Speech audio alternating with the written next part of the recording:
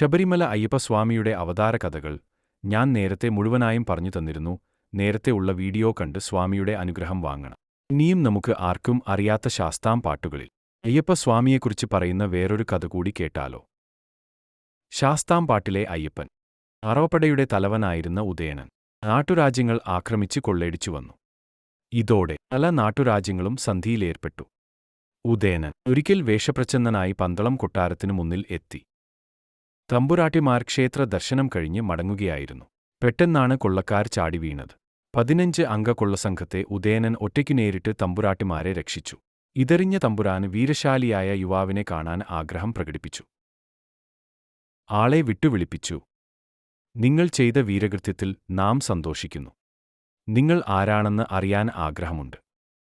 തമ്പുരാൻ പറഞ്ഞു തീരും മുമ്പേ അതുരഹസ്യമായി സൂക്ഷിക്കാനുള്ള അനുവാദം യുവാവ് തേടി.